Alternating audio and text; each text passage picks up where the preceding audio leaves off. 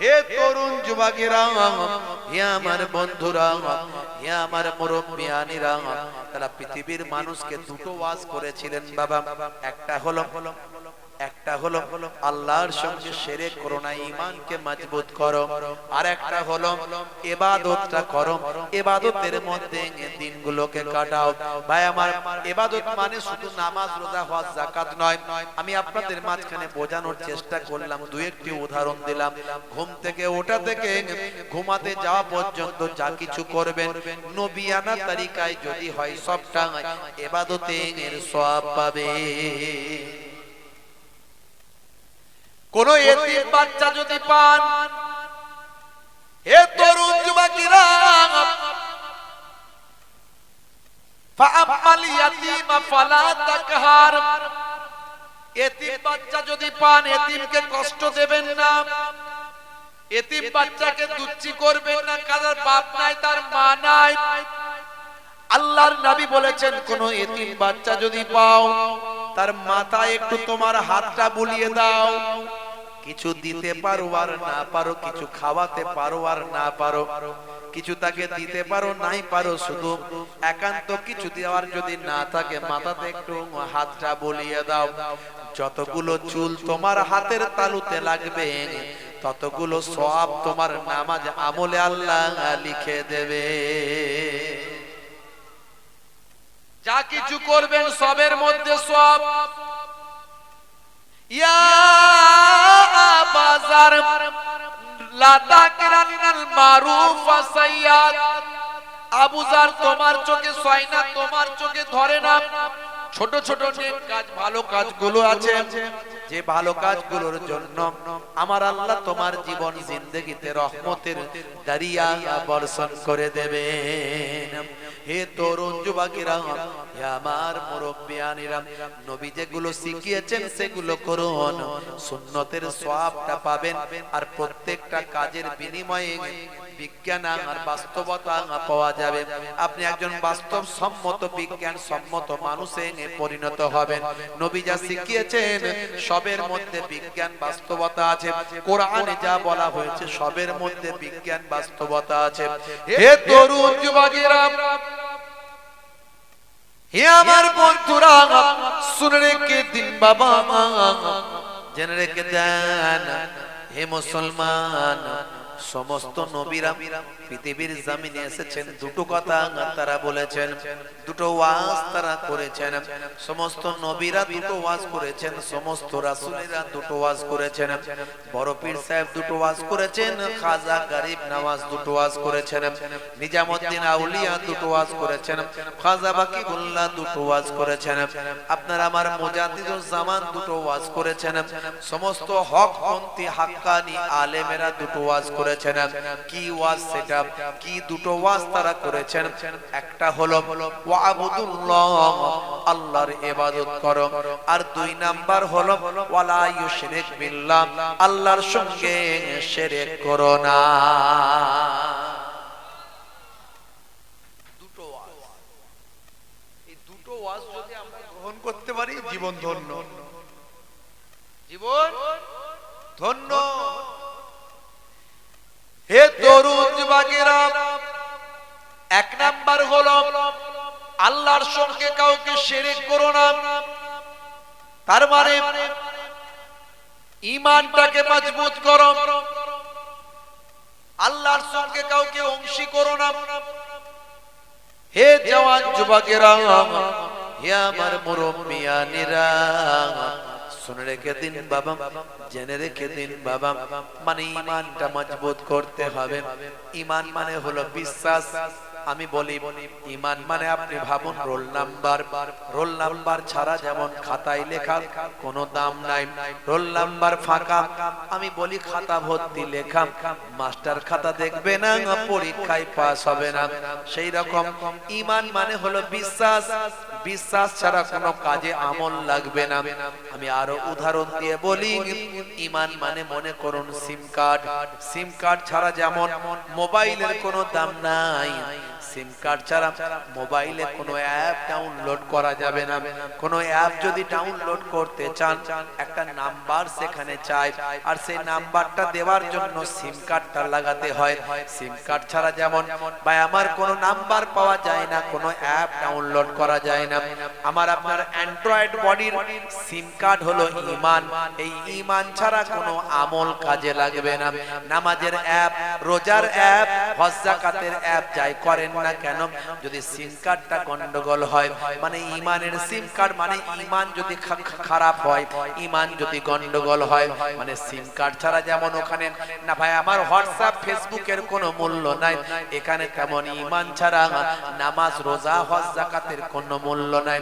ওখানে যেমন ঈমান সিম কার্ডটা ভরে ভাই আমার, তারপরে ভাই আমার হোয়াটসঅ্যাপ ফেসবুকের অ্যাপের মধ্যে দিয়ে বন্ধুর সঙ্গে বন্ধুর যোগাযোগ হয়, এখানে তেমন ঈমানের সিম কার্ডটা অ্যান্ড্রয়েড বডিতে লাগিয়ে নামাজের অ্যাপ, রোজার অ্যাপ, হজ যাকাতের অ্যাপটা ডাউনলোড করে নামাজ আর রোজার মধ্যে দিয়ে আল্লাহর সঙ্গে বান্দার যোগাযোগ হয়। ওখানে আগে কি করতে হবে, সিম কার্ড ভরতে হবে, তবে অ্যাপ ডাউনলোড হবে। যে কোনো অ্যাপ ডাউনলোড করতে যাবে নাম্বার চাইবে, হোয়াটসঅ্যাপ ডাউনলোড করবে নাম্বার চাইবে, আর নাম্বার পেতে গেলে তো সিম কার্ড লাগবে। ওখানে যেমন হোয়াটসঅ্যাপ ফেসবুক তার মধ্যে দিয়ে আল্লাহ বন্ধুর সঙ্গে বন্ধুর যোগাযোগ হয়, আর এখানে ঈমানের সিম কার্ড, ঈমানটা দিয়ে তা ঈমানের সিম কার্ড লাগিয়ে এবারে আমলের অ্যাপ রিচার্জ করে আর নামাজ রোজা এগুলো সব হোয়াটসঅ্যাপ ফেসবুকের মতো অ্যাপগুলোকে ডাউনলোড করলে তবে এই নামাজ রোজার মধ্যে দিয়ে আল্লাহর সঙ্গে বান্দার যোগাযোগ হয়। এরই জন্য সমস্ত নবীরা পয়গম্বরেরা, হে তরুণ যুবকেরা, হে আমার বন্ধুরা, শুনে রেখে দিন বাবা, প্রত্যেকে আগে ঈমানের উপর গুরুত্ব দিয়েছেন।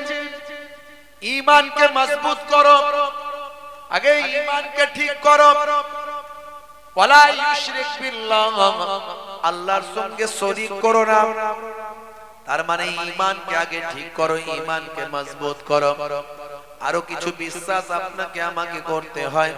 হে তরুণ যুবকেরা, হে আমার বন্ধুরা, ওয়া কুতুবিহি কিতাব সমূহকে, ওয়া রুসুলিহি রাসূল সমূহকে, হে তরুণ যুবকেরা আরেকটা জিনিস বিশ্বাস করতে হয়, ভাগ্যে ভালো মন্দ যা কিছু হয় from আল্লাহ, from আল্লাহ, আল্লাহর কাছ থেকে হয়, এটা বিশ্বাস করতে হয়। মুসলমানের ছেলে ভাগ্যে ভালো হোক আর মন্দ হোক, ওয়াল কদরে খাইরিহি ওয়া শাররিহি মিনাল্লাহি তাআলা, যা কিছু ভালো মন্দ ভাগ্যতে হয় সবই আল্লাহর কাছ থেকে হয়, এটা বিশ্বাস আপনাকে করতে হয়। যদি এই এতগুলো বিষয়, মৃত্যুর পর জীবিত ফেরেশতাদের বিশ্বাস, আসমানি কিতাবগুলোকে বিশ্বাস, এত কিছু যদি বিশ্বাস করা হয়, তবে আপনার সিম কার্ডটা ঠিকভাবে লাগানো হয়। এই সিম কার্ডটা যদি ঠিকভাবে লাগাতে পারেন, তার মানে আপনি ঈমানদার হতে পারলেন। আপনি বলছেন ভাগ্যে ভালো মন্দ সবকিছু আল্লাহর কাছ থেকে হয়, আর সকাল হলে মুসলমানের ছেলে লটারির টিকিট কেটে ভাগ্য পরীক্ষা করতে যায়, আছে না নাই? জোরে বলে, আপনাদের এখানে মনে হয় নাই। আমাদের দিকে লটারির দোকান দিনের দিন বাড়ছে। একবার যদি কেউ 50,000 টাকা পেয়ে যায়, 5 লাখ টাকা পেয়ে যায়, 50 কিলোমিটার দূর পর্যন্ত শুধু খবর হয়ে যাচ্ছে যে অমুক জায়গায় লটারিতে 5 লাখ পেয়েছে। আর কতজন যে লটারি কেটে ফকির হয়ে গেল তার খবর কেউ নাই। কতজন যে লটারি কেটে ফকির হয়েছে সে খবর কেউ জানে না। সেদিন আমি দেখছি একজনকে 95 বছর বয়স, বেচারা চলতে পারে, ঠিক কথা বলতে পারে। আমি চায়ের দোকান, লটারির দোকানের পাশেই চায়ের দোকান, চায়ের দোকানে চা খাবো বলে একটু দাঁড়িয়েছি, আর পাশেই লটারির দোকান। আমার চোখটা সেদিকে গেছে, লটারির দিকে। দেখছে একটা বয়স্ক লোক থরথর করে কাঁপতে কাঁপতে আসছে। কি হলো দেখি, করেটা কি করে দেখি, দেখছি চাচা মানে কাঁপতে কাঁপতে কাঁপতে কাঁপতে লটারির দোকানের সামনে গিয়ে দাঁড়িয়েছে। আমি লক্ষ্য করছি যে কি করে দেখি, চাচা ও বাবা লটারির টিকিট উল্টে উল্টে দেখছে, মানে হাত হাত কাঁপছে কিন্তু লটারির টিকিট ছাড়ে না। আমি মনে মনে ভাবছি এই বয়সে যদি 5 লাখ পেয়েই যায় টাকাটা নিয়ে করবেটা কি, ওর কাছে যে কেউ কেড়ে নিয়ে নেবে, কিন্তু তাও লোভ সামলাতে পারে না যদি একবার লেগে যায়। বুঝতে পারছেন কোন জায়গায় পৌঁছে গেছে? ধোঁয়া কেন উঠছে? কিসের ধোঁয়া? ধোঁয়া চলছে না এখানে? কিসের রান্না হচ্ছে পাশে কোথাও? ধোঁয়া নাকে আসছে। হে তরুণ যুবকেরা, হে আমার বন্ধুরা, হে আমার মুরব্বিয়ানেরা, শুনে রেখে দিন বাবা, তাহলে আল্লাহকে ভয় করতে হবে, আল্লাহকে বিশ্বাস করতে হবে, আল্লাহর উপর ঈমান আনতে হবে। আল্লাহর সঙ্গে কাউকে অংশী করা যাবে না, আল্লাহর সঙ্গে কাউকে শিরক করা যাবে না, আল্লাহর সমতুল্য সমকক্ষ কাউকে ভাবা যাবে না। হে জওয়ান যুবকেরা, আর বাকি জিনিসগুলো সব বিশ্বাস করতে হবে, মুখে স্বীকার করতে হবে, অন্তরে বিশ্বাস করতে হবে, কার্যে পরিণত করতে হবে, তবে আপনি ঈমানদার হতে পারলেন। আগে ঈমানের জায়গাটা যদি গন্ডগোল হয় আমল কোনো কাজে লাগবে না, তার ঈমানটাকে আগে ঠিক করতে হবে। হে জওয়ান যুবকেরা, হে আমার বন্ধুরা, হে আমার মুরব্বিয়ানেরা, শুনে রেখে দিন বাবা, জেনে রেখে দিন, হে মুসলমান, আগে আল্লাহকে ভয় করুন, ঈমানটা মজবুত করুন, তোমার বুকে রাখো আল্লাহরই ভয়, আসবে না কোনো দিন কোনো পরাজয়, আসবে না কোনো দিন কোনো পরাজয়। হারাম হালাল জেনে, সরল সত্য মেনে, নিষিদ্ধ সব ছেড়ে উঠুক জীবন বেড়ে, যাবে তুমি জান্নাতে, যা ছিল স্বপ্ন তোমার, তোমার বুকে রাখো আল্লাহরই ভয়, আসবে না কোনো দিন কোনো পরাজয়। জোরে হবে না? বন্ধুরা আমার, তরুণ যুবকেরা আমার, খুব সংক্ষেপে বলবো, ছোট ছোট করে টাচ দিয়ে যাব, বেশি ডিসকাস করব না, বেশি ব্যাখ্যা করলে সময় চলে যাবে। তাহলে একদিকে হলো ঈমান, অপর দিকে হলো আমল। এই দুটো জিনিসই হলো মূল জিনিস। সমস্ত নবীরা পয়গম্বরেরা এই দুটো ওয়াজ সমাজের মানুষের কাছে করেছে। আজও আলেমে হাক্কানি যারা এই দুটো জিনিসেরই আলোচনা করছে। ভাইরা আমার, তরুণ যুবকেরা আমার, খালি ঈমানকে সবচেয়ে আগে মজবুত করে এবার আমলের দিকে মনোনিবেশ করতে হবে। আমলগুলোর মধ্যে হে জওয়ান যুবকেরা, আমি এর আগেও বলেছি, আমলগুলোর মধ্যে সবচেয়ে বড় আমল হলো নামাজ। আফজালুল ইবাদাতি ইবাদাতুস সালাত, সবচেয়ে বড় সালাত ইবাদত হলো সালাত। as-সালাতু ইমাদুদ্দিন, দ্বীনের খুঁটি হলো নামাজ। মান আকামাহা ফাকাদ আকামাদ্দিন, যে নামাজ পড়লো সে দ্বীনকে মজবুত করলো। ওমান তারাকাহা ফাকাদ হাদামাদ্দিন, যে নামাজ ছেড়ে দিল সে দ্বীনকে ধ্বংস করে দিল। अल्लाह रब्बुल आलमीन ने कुरान मजीद में 82 टाइम्स नमाज के लिए ताकीद किया है। अल्लाह ताला ने कुरान मजीद में 82 टाइम्स नमाज के लिए ताकीद किया है। अल्लाह ने इतना ताकीद क्यों किया? बोलिए, अगर हम नमाज पढ़े या ना पढ़े, नमाज से अल्लाह का कोई लेना देना है क्या? हम अगर नमाज पढ़े तो अल्लाह का कोई बेनिफिट मिलेगा? আল্লাহর কোনো লাভ হবে নাকি? আমরা নামাজ পড়লে আল্লাহর কোনো লাভ হবে, আর আমরা যদি নামাজ ছেড়ে দিই আল্লাহর কোনো ক্ষতি হবে নাকি? বলেন না না, নামাজ से अल्लाह का कोई लेना देना नहीं है। तो फिर इतना ताकीद क्यों किया? इसीलिए अल्लाह ने ताकीद किया कि अल्लाह ताला ने देखना चाहता है कि कौन वफादार है और कौन गद्दार है। इसीलिए इतना ताकीद किया कि अल्लाह ताला ने देखना चाहता है कि कौन वफादार है और कौन गद्दार है। जो आजान के बाद कारोबार छोड़ के मस्जिद में जाए वो वफादार है। अच्छी तरह से समझ लीजिए, ध्यान दीजिए, तवज्जो कीजिए। जो आजान के बाद दुकान छोड़ के मस्जिद में जाए वो वफादार है। जो आजान के बाद घर छोड़ के मस्जिद में जाए वो वफादार है। जो आजान के बाद खेत छोड़ के मस्जिद में जाए वो वफादार है। और जो ना जाए वो कौन है, समझ लीजिए वो कौन है। देश का गद्दारों को देश में रहना नामुमकिन है।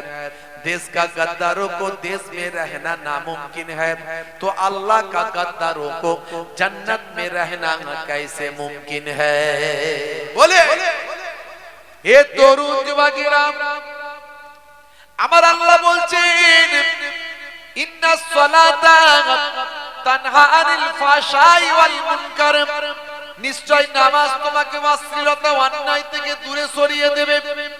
তুমি যদি নামাজি হয়ে যাও, অপরাধ তোমার কাছ থেকে সরে যাবে, পাপ তোমার কাছ থেকে সরে যাবে।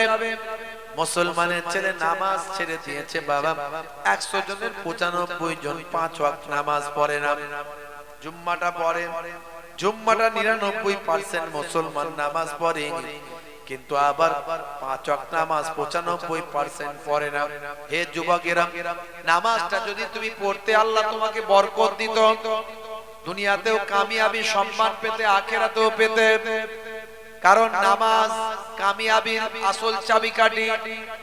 মুয়াজ্জিন তাই বারবার আজানের মধ্যে দিয়ে ডাকে আর বলে, ওরে বান্দা নামাজে আয়, কামিয়াবি নিয়ে যা। ওরে বান্দা নামাজে আয়, তুই কামিয়াবি নিয়ে যা। মুয়াজ্জিন বারবার বলে, হাইয়া আলাস সালাহ, এসো নামাজের দিকে এসো। নামাজের দিকে এলে কি হবে? হে তরুণ যুবকেরা, মুয়াজ্জিন বারবার বলে, নামাজে এলে কামিয়াবি তুমি পাবে। হাইয়া আলাল ফালাহ, মানে এসো কামিয়াবির দিকে এসো। লাভ যদি পেতে চাও নামাজে গিয়ে দাঁড়াও, নামাজে গিয়ে সিজদায় গিয়ে আল্লাহকে ডেকে নাও, আমার আল্লাহ তোমার কামিয়াবি দেবেন।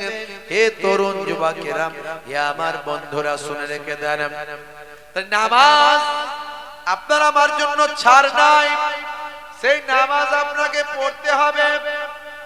মুসলমানের ছেলে আজান যখন হয় বলে মসজিদ তলা থেকে তাড়াতাড়ি পালাই ভাই।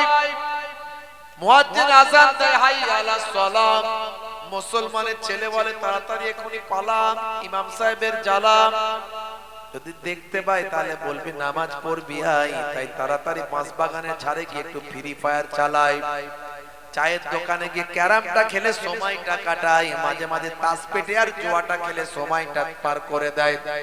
কিন্তু মুয়াজ্জিন আজান দিয়ে বলেছিল, এসো নামাজের দিকে এসো। নামাজের দিকে এলে কামিয়াবি আমার আল্লাহ তোমাকে দেবে। তুমি শিক্ষায় কামিয়াবি পেতে চাও, চাকরিতে কামিয়াবি পেতে চাও, ব্যবসায় কামিয়াবি পেতে চাও, তুমি চাষবাসে কামিয়াবি পেতে চাও, নামাজে গিয়ে সিজদায় পড়ে আল্লাহর সঙ্গে বান্দা একটু কথা বলে নাও। আল্লাহর সঙ্গে বান্দা যখন গোপনে কথা বলে, আমার আল্লাহ তার প্রত্যেকটা কথা শুনতে থাকে। ওয়াক্ত যে হলো, ওযু করো, মসজিদে চলো। ওয়াক্ত যে হলো, ওযু করো, মসজিদে চলো। খোদার হুকুম পালন করো, ওযুটা করো। খোদার হুকুম পালন করো, নামাজটা পড়ো। ওয়াক্ত যে হলো, ওযু করো, মসজিদে চলো। জোরে হবে না? দিন রাতে 5 ওয়াক্ত নামাজ পড়লে পাবে ভাই জান্নাত। दिन रात पांच वक्त नामाज पढ़ले पाबे भाई जन्नत फजरेर समय होले मस्जिद जाओ तुमी चले থেকো না বিছানায় শুয়ে খোদা দেন রহমত ঢেলে জোরে হবে না ফজরের সময় নামাজ পড়ে দেখুন না কি মজা ম্যাক্সিমাম ছেলেপুলে তো ফজরের আজানই শুনতে পায় না কথা ঠিক না ভুল আজানই কোনোদিন শুনতে পায় না এশার নামাজের পরে তাড়াতাড়ি খাবেন শুয়ে পড়বেন 10টার মধ্যে ঘুমিয়ে যান লাইটটা বন্ধ করে ঘুমাবেন 1450 বছর আগে আল্লাহর নবী বলছেন যখন তুমি ঘুমাবে লাইটটা বন্ধ করে দাও সে সময় কোনো প্যাথোলজি ছিল না সায়েন্টিস্ট ছিল না কোন রকম কোন ভাই আমার নাসা ইসরো গবেষণা কেন্দ্র আল্ট্রাসাউন্ড ভাই আমার ইকো কার্ডিও কোনো কিছু ছিল না নবী বলছেন যখন ঘুমাবে লাইটটা বন্ধ করে দেবে আজকের লেটেস্ট সায়েন্টিস্টরা গবেষণা করেছে স্বাস্থ্য বিশেষজ্ঞরা বলছে ঘুমিয়ে যাওয়ার 2 ঘন্টা পর যখন প্রচন্ড বেঘোর মানুষ ঘুমায় লাইট যদি বন্ধ থাকে অন্ধকার যদি ঘর হয় তার মাথার ব্রেনের এক পাশ থেকে এক ধরনের হরমোন নিঃসৃত হয় যেটাকে বলা হয় মেলানিন এই হরমোনটা নিঃসৃত হলে আমার আপনার ব্রেন মাথা যে কাজ করে ব্রেন কাজ করে সুস্থভাবে কাজ করতে পারে আমাদের আবেগ আমাদের ভালোবাসা আমাদের দুঃখ আমাদের কষ্ট আমাদের প্রেম আমাদের শান্তি আমাদের আনন্দ আমাদের অনুভূতি এই সব কিছুকে কন্ট্রোল করছে এরকম একটা হরমোন যে হরমোনটা ভাই আমার ঘুমানোর পরে 2 ঘন্টা পরে আলো বন্ধ থাকলে তবে নিঃসৃত হয় আজকের সায়েন্স গবেষণায় ধরা পড়েছে আর অথচ 1450 বছর আগে আপনার আমার নবী সেদিন বলেছেন যখন ঘুমাবে লাইটটা বন্ধ করে দিয়ে ঘুমাবে ভেবেছেন একটু কারণ আমার নবী নিজের ইচ্ছায় কোনো কথা বলেননি মা ইয়ানতাকু আনিল হাওয়া ইন হুয়া ইল্লা ওয়াহয়ুন ইউহা আল্লাহ বলছেন হে নবী শুনে রেখে দাও হে দুনিয়ার মানুষ শোনো আমার নবী নিজের ইচ্ছায় কোনো কথা বলেন না যতক্ষণ না আমি আল্লাহ ওহী দিয়ে না জানিয়ে দিই অনেক তো বলেছি নবী যা শিখিয়েছেন কোরআন যা বলেছে সবের মধ্যে বিজ্ঞান বাস্তবতা অনেক বলেছি তাহলে একবার ফজরের নামাজটা কদিন পড়ে দেখুন না কেমন মজা পান সন্ধ্যে এশার নামাজ পড়বেন খাবেন ঘুমিয়ে যান আর ফজরের আজানের আগে অ্যালার্ম দিয়ে রাখুন উঠে পড়ুন অনেক ঘুম হয়ে গেল আর ঘুমানোর দরকার নাই ফজরের নামাজটা পড়বেন শরীর চর্চা করুন ব্যায়াম করুন একটু আল্লাহর কোরআন তেলাওয়াত করুন কাজেতে মনটা লাগিয়ে দেন দেখবেন ডবল কাজ হচ্ছে এবং শরীরও সুস্থ থাকছে মনও শান্ত থাকছে ব্রেনও পরিষ্কার থাকছে আর আল্লাহর রহমতও হচ্ছে জোরে বলুন সুবহানাল্লাহ ফজরের সময় হলে মসজিদে যাও তুমি চলে থেকো না বিছানায় শুয়ে খোদা দেন রহমত ঢেলে জোরে হবে না জোরে হবে না জোহরের সময় হলে কাজটা দাও তুমি ছেড়ে কিছু সময় দাও নামাজে সফলতা আসবে চলে আসরের ওয়াক্তটা হলে অপচয় সময় না করে মসজিদে যাও তুমি চলে আমল নামা ডান হাতে পাবে জোরে বলা যাবে না मगरिबेर वक्त आसिले मस्जिदे जाओ तुमी चले कबरेर आजाब थेके मुक्ति प्रभु देवे वक्त जे हलो ओजू करो मस्जिदे चलो खुदार हुकुम पालन करो नामाजटा पढ़ो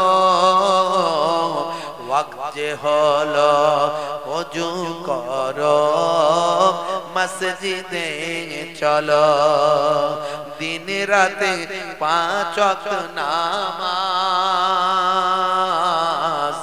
पढ़ले पाबे भाई জান্নাত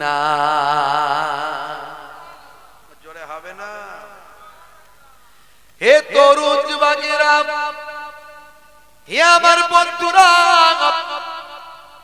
এছাড়া আরো অনেক ইবাদত আছে ইবাদতগুলো আমি অনেক বলেছি এর আগে ইন্টারনেটে সার্চ করবেন পাবেন আল্লাহ বলছেন বান্দারে আমি তোদের পৃথিবীতে পাঠিয়েছি আমার ইবাদত করার জন্য মা খলাকতুল জিন্না ওয়াল ইনসা ইল্লা লিয়াবুদুন ইবাদত করার জন্যই তো পৃথিবীতে পাঠিয়েছি ইবাদতগুলোর মধ্যে সবচেয়ে বড় ইবাদত হলো নামাজ বন্ধুরা আমার আর আল্লাহ বলছেন ইবাদত করার জন্য পাঠিয়েছি তাহলে ইবাদত মানে নামাজ রোজা হজ যাকাত কাজ কারবার কখন হবে ব্যবসা বাণিজ্য কখন চাষবাস কখন সংসার ধর্ম কখন হে তরুণ যুবকেরা মনে রাখবেন সকালে ঘুম থেকে ওঠা থেকে ঘুমাতে যাওয়া পর্যন্ত যা কিছু করবেন সব যদি সুন্নতের তরিকায় হয় নবী যেমন করে করতে বলেছেন তেমন ভাবে যদি করা হয় সবটাই আপনার ইবাদতের মধ্যে গণ্য হবে আপনি হাসবেন যখন হাসবেন হাসি যখন দেবেন হাসবেন 3 ধরনের হাসি হাসির ভাগ কটা 3টে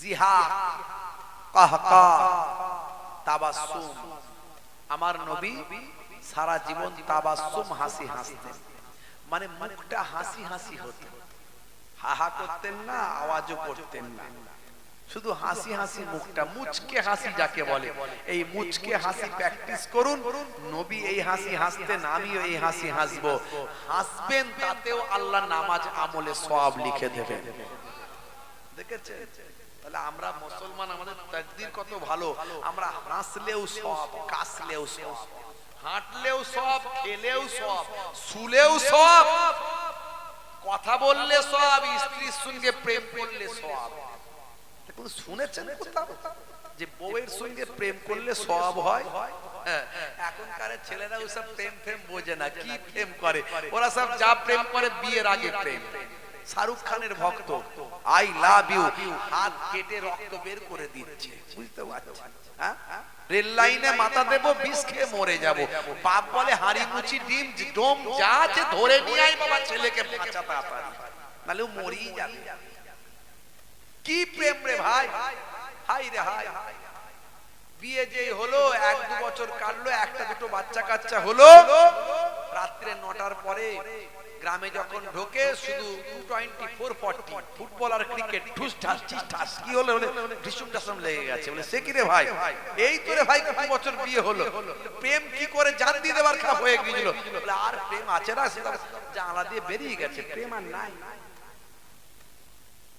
শিক্ষকের স্ত্রী ঝগড়ার সময় বলছে আমাকে বেশি শেখাতে এসো না অভিনেতার স্ত্রী ঝগড়ার সময় বলছে আমার সঙ্গে নাটক করো না দোকানদারের স্ত্রী ঝগড়ার সময় বলছে আমাকে সস্তার মাল পেয়েছো ধোপার স্ত্রী ঝগড়ার সময় বলছে একেবারে ধুয়ে দেব ইঞ্জিনিয়ারের স্ত্রী ঝগড়ার সময় বলছে মেরে বালি চাপা দিয়ে দেব কসাইয়ের স্ত্রী ঝগড়ার সময় বলছে কেটে টুকরো টুকরো করে দেব আর জেলের স্ত্রী ঝগড়ার সময় বলছে মেরে শুটকি মাছ বানিয়ে দেব মাওলানা আলেম তাদের বাড়িতে মাঝে মাঝে মনোমালিন্য হয় ঝগড়ার সময় বলছেন বসে আলোচনায় আল্লাহর কোরআন রাসূলের হাদিস দিয়ে মিটিয়ে নেব। হে তরুণ যুবকেরা, হে আমার বন্ধুরা, আপনি মুচকে হাসবেন, তার মধ্যে সওয়াব পাবেন। আপনি যখন খাবেন পেটটাকে তিনটে ভাগে ভাগ করে খাবেন, চেটে পুচে খাবেন, নবী সুন্নত মনে করে খাবেন, সুন্নতের সওয়াব পাবেন। আর নবী যা শিখিয়েছেন আমি এর আগেও বলেছি, সবের মধ্যে বিজ্ঞান বাস্তবতা আছে। আপনি চেটে পুচে যদি খান, হাত দিয়ে খান, আগুন দিয়ে চেটে পুচে যদি খান, মনে রাখবেন স্বাস্থ্য বিশেষজ্ঞরা বলছে যখন বারবার চেটে পুচে খাওয়া হবে মুখ থেকে এক ধরনের লালা নিঃসৃত হয়, যে লালাটা হজমের জন্য উপকার হয়। এ তরুণ যুবকেরা, নবী আমার বলেন ইউহিব্বুল হালওয়া ওয়াল আসাল, নবী আমার মিষ্টি খেতে এবং মধু খেতে পছন্দ করতেন। খাওয়া দাওয়ার পরে পাতে একটু যদি মিষ্টি রাখা হয়, একটু মিষ্টি যদি খাওয়া হয়, নবী আমার পছন্দ করতেন। কখনো কখনো নবীর বাড়িতে তো কখনো রান্নাই হতো না, কখনো খালি পেটে অনাহারে থাকতে হতো, রোজা রেখে কাটাতেন। কিন্তু তবুও সুযোগ পেলে নবী যদি থাকতো তাহলে একটু মিষ্টি পান করতেন, খেতেন। এটা নবী ভালোবাসতেন। আর আপনি যদি খাওয়া দাওয়ার পরে একটু মিষ্টি খান, স্বাস্থ্য বিশেষজ্ঞরা বলছেন খাওয়া দাওয়ার পরে মিষ্টি খেলে ভাই আমার হজমের উপকার হয়। শুধু তাই নয়, আমাদের শরীরে একটা অসুখ আছে, সেটা হলো কার্ডিওভাস্কুলার। কার্ডিওভাস্কুলারের মতো হার্টের অসুখ হবার সম্ভাবনা কমে যায়। 1450 বছর আগে আল্লাহর নবী যা বলেন আজকের যুগে বিজ্ঞান আর বাস্তবতাই প্রমাণিত হয়। অনেক উদাহরণ আমি দিয়েছি, ইন্টারনেট সার্চ করলে আপনি পাবেন। হে তরুণ যুবকেরা, হে আমার বন্ধুরা, আপনি রাস্তা দিয়ে যাবেন, পেরে কাঁচভাঙা পাথর পড়ে আছে সরিয়ে দেবেন, ইবাদত। মাঝে মাঝে ঘরটা ঝাড়ু দেবেন, সুন্নতের সওয়াব। স্ত্রীর সঙ্গে রান্নায় সহযোগিতা করবেন, সুন্নতের সওয়াব। পিতামাতার চেহারার দিকে নেক নজরে শ্রদ্ধার সঙ্গে যদি একবার তাকান, এটা আমার আব্বা জান, এটা আমার আম্মা জান, এভাবে শ্রদ্ধার সঙ্গে যদি আপনি আপনার বাপের দিকে তাকান, বাপ খারাপ হোক আর খচ্চর হোক, বাজে হোক, অন্যায় করলে বাপ আল্লাহর দরবারে জবাব দেবে।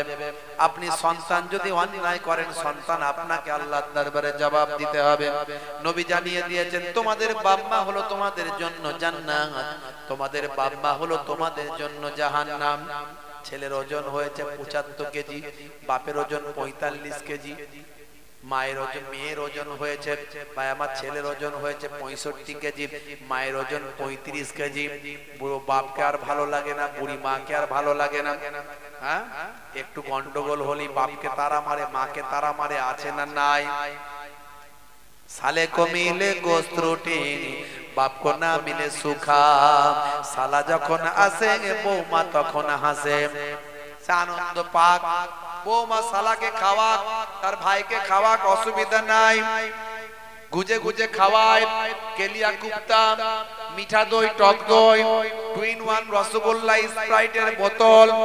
স্বামীকে আদর করে মার্কেটে পাঠিয়ে নিজের ভাই এসেছে, আপনার সালা এসেছে, গুজে গুজে খাওয়ায়, কেলিয়া কুপ্তা, বিরয়ানি, টিকিয়া, গরম লাগলে হাওয়া করে করে খাওয়ায়। ভাই রোগা হয়েছিস, ভালো করে খেয়ে দে, মোটা হতে হবে। তাই আমার অসুবিধা নাই, আপনার ভাইকে আপনি মোটা করুন, অসুবিধা নাই। ও বৌমা, পাশে আপনার পুরো শ্বশুর শাশুড়িটা বসে আছে, একটা 2-in-1 রসগোল্লা কি তাদের দিকে যায় নাই? কেন মা, তাদের দিকে একটা রসগোল্লা কি দেওয়া যায় নাই? ওই পুরো বাপ, পুরো মা, পুরো শ্বশুর শাশুড়িটা যদি খুশি হয়ে যায়, আল্লাহর রহমতটা ওই ঘরেতে ঝরে ঝরে অবতীর্ণ হয়। বন্ধুরা আমার, তরুণ যুবকেরা আমার, নবী বলেন কোন ছেলে কোন মেয়ে যদি তার পিতা মাতার দিকে শ্রদ্ধা আর নজরে তাকায়, এক একবার তাকাবে, আল্লাহর নবী বলেন ফিকুল্লে নাজারাতিন, প্রত্যেক দৃষ্টির বিনিময়ে এক একটা নফল, এক একটা নফল কবুল করা হজের সওয়াব ওই ছেলে মেয়ের নামাজ আমলে আল্লাহ লিখে দেন।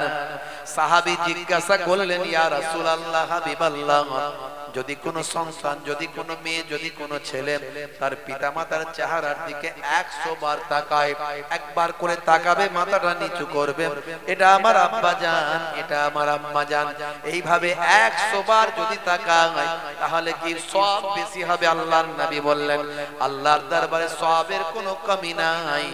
100 বার তাকালে 100টা কবুল করা নফল হজের সওয়াব আমার আল্লাহ ওই ছেলে আর মেয়ের নামাজ আমলে লিখে দেয়।